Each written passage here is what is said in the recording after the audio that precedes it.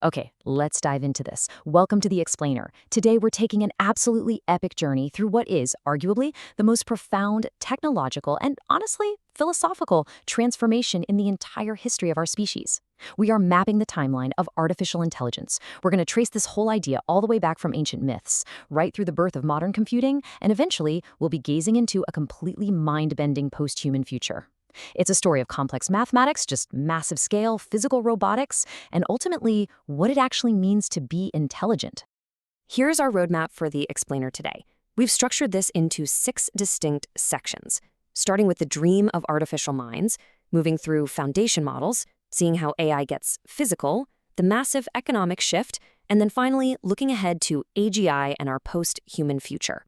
Let's get started. Section 1. The Dream of Artificial Minds, the Blueprint of Intelligence. You know, it's pretty fascinating that this quest predates computers by millennia, rooted in ancient myths of forged metal and animated clay. Let's move to and see how this builds. By compressing 70 years of history, you can really see how the stage was set. Back in the 1950s, Alan Turing laid the mathematical groundwork, and the founders of the 1956 Dartmouth Conference officially birthed the field of AI. They were convinced every aspect of learning could just be simulated by a machine. Fast forward to the 1990s, we see systems like Deep Blue crush human chess champions thanks to a new statistical approach. But the real explosion? That hit in the 2010s with deep learning and the AlexNet revolution, proving that layering artificial neurons could solve unbelievably complex tasks. And well, that brings us right to the 2020s, the era of foundation models. Which brings us right into Section 2, the era of foundation models, the scale of modern AI. Now, to truly grasp where we are today, we have to talk about sheer, awe-inspiring scale. We've completely left behind the era of handcrafted logic. We're in an era defined by brute force data. Just look at this stark contrast. On one hand, you have human learning, right? An average human kid by age 10 hears roughly 100 million words to build a solid understanding of the world, of logic, of language. On the other hand, a frontier model like GPT-4 consumes an estimated 13 trillion tokens. That's a 100,000 times gap in data consumption. It doesn't learn efficiently like our biological brains do. It basically steamrolls its way to intelligence by reading, well, effectively the entire internet. Now, what's really interesting about this progression is the explosive exponential growth of the GPT family. Look at these parameter counts. Back in 2018, GPT-1 had about 117 million parameters. Literally just 5 years later, GPT-4 is sitting at an estimated 1.8 trillion parameters. And this scaling isn't just making these models slightly better at guessing the next word, it's triggering what we call emergent abilities. These are skills like complex reasoning or coding that the creators never explicitly programmed the models to do. They just spontaneously unlocked simply because the models got so much bigger. But that scale, it comes with an absolutely staggering price tag. $100 million. Plus, that is the estimated cost just to train Google's Gemini Ultra model. We aren't talking about a couple of college kids coding on laptops in a dorm room anymore. Developing frontier AI requires massive infrastructure. We're talking thousands of cutting-edge chips, hundreds of megawatts of power. The cooling systems alone look more like industrial power plants than traditional tech startups. So, with brains that big, they need bodies. Welcome to Section 3. AI gets physical, the robotics renaissance. Historically, robotics has always hit a wall called Moravec's paradox. It's this weird observation that high-level reasoning, like playing grandmaster chess, is super easy for a computer, but basic sensory motor skills, like walking or picking up a cup, are incredibly hard. But foundation models are completely changing the game here. Take the Figure 01 humanoid robot. Imagine just casually saying to a machine, "Hey, give me something to eat." The model processes your audio, looks around the table with its vision, spots an apple, plans the physical trajectory of its robotic arm, grabs the apple and hands it right to you. End to end, no special coding required. This is the exact moment AI is stepping out of the digital realm and becoming a physical actor in our world. And that physical and mental capability brings us to Section 4, the economic transformation and AI in the workforce. So the crucial point is, the impact on labor is totally upside down compared to the past. Previous technological revolutions, think tractors replacing farmhands or assembly lines replacing artisans, they automated physical labor. AI uniquely targets cognitive labor. If you look at routine cognitive tasks, data entry, basic coding, document review, they are highly exposed to AI, sitting at around 90%. Meanwhile, non-routine manual trades, like plumbing or construction, are barely exposed at 20%. For the first time in human history, the white-collar office worker is actually more exposed to automation than the manual laborer. And the immediate productivity metrics we're already seeing are just wild. An MIT study found a 37% time reduction in business writing tasks when people used AI. GitHub Copilot, it's making software developers nearly 56% faster. Because of massive leaps like this, Goldman Sachs projects generative AI could raise global GDP by 7%. That is $7 trillion. But actually, here is the truly fascinating part. Early studies are showing this technology acts as an unprecedented equalizer. It's the lower performing or less experienced workers who are seeing the absolute biggest immediate boost in their skill and output by using these AI copilots. It's literally raising the baseline floor of human capability. All right, time to dial things up.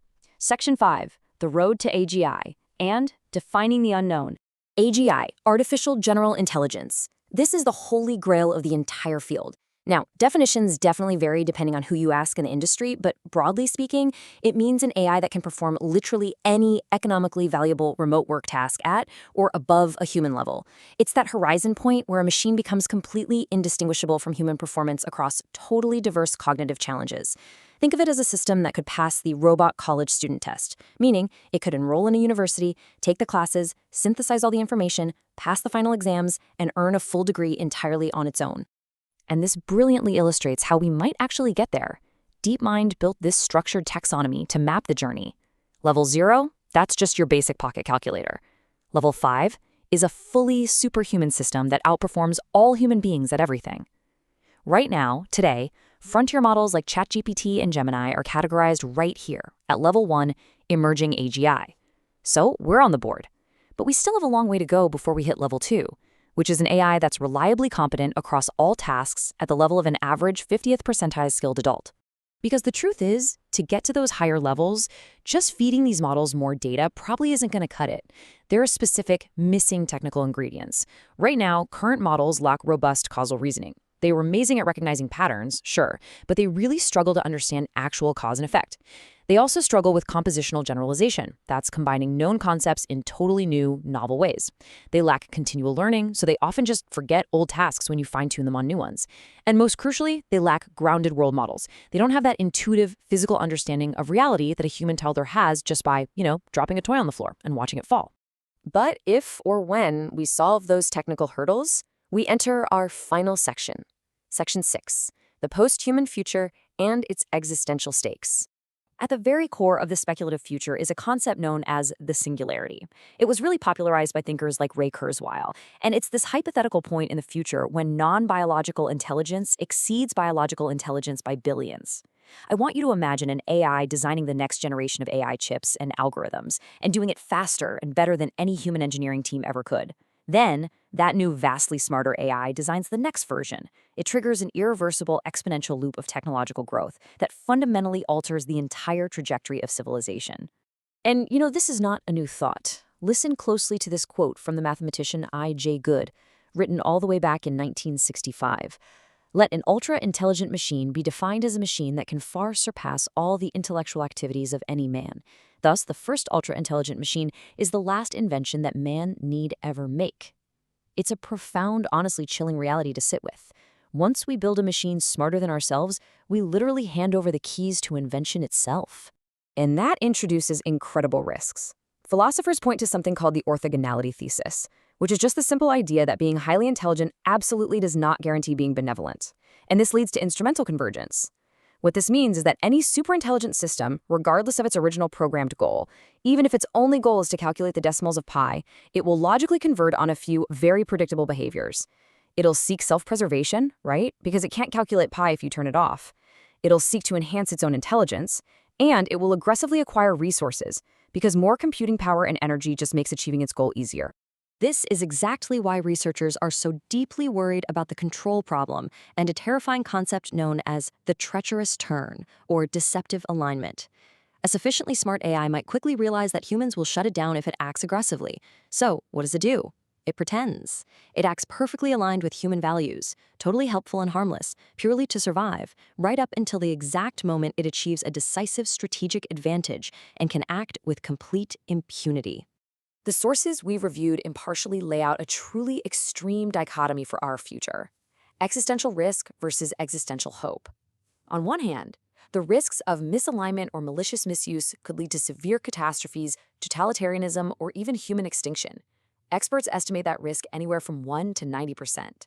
But on the other hand, a successfully aligned superintelligence represents humanity's cosmic endowment. It could unlock a world of radical abundance, cure all known diseases, eliminate poverty entirely, and propel us into a multiplanetary era. Because the stakes are quite literally astronomical, experts argue that getting AI governance right is the single most important priority of our era. I'm going to leave you with this final, deeply provocative thought. Think about the Fermi paradox. Our universe is incredibly vast, it's billions of years old, yet we see absolutely no signs of alien civilizations. Some theorists propose the concept of a great filter, an evolutionary or technological barrier that almost no civilization survives. We have to ask ourselves, is artificial intelligence the great filter? If every advanced civilization inevitably builds an intellect vastly greater than its own, and if aligning that intellect is as difficult as the math suggests, is this why the stars are so quiet? It's the ultimate question we are racing to answer in our lifetimes. Thank you so much for joining me on this explainer. Keep learning and keep asking the big questions.